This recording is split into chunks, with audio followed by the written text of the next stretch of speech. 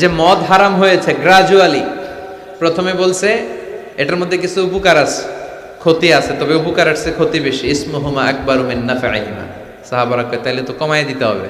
সাহাবারাও মদ খাইতো, ওমরে ফারুক মদ খেতেন, মদ খাওয়ার রাজা ছিলেন উনি। এরপরে সাইয়েদনা আলী রাদিয়াল্লাহু তাআলা আনহু মদ খেতেন, সব সাহাবারা মদ খেতেন, কারণ তখন এটা জায়েজ ছিল, নিষেধাজ্ঞা আসে নাই।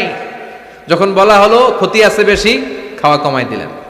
এরপর একবার সাইয়েদনা আলী রাদিয়াল্লাহু তাআলা আনহু মদ খেয়ে নামাজে দাঁড়াইছে, আর এরকম মাতলামি করতেছে আর পড়তেছে আ'বুদু মা তা'বুদুন।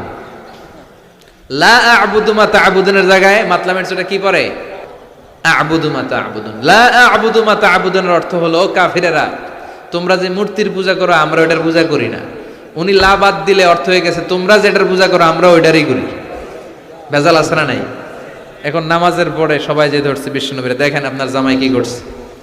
তখন আয়াত নাজিল হলো লা তাকরাবুস সালাতা ওয়া আনতুম সুকারা। মদ খাইও, তবে মদ খাইয়া নামাজে দাঁড়াইও না। তখন 5টা টাইমে মদ খাওয়া নিষেধ হয়ে গেল, কারণ নামাজ কয় ওয়াক্ত?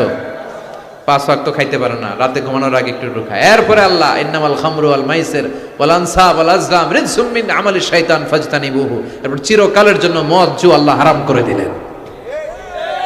আল্লাহ একবারে হারাম করলে ভয়ঙ্কর অবস্থা হতো, আল্লাহ ধীরে ধীরে হারাম করলেন।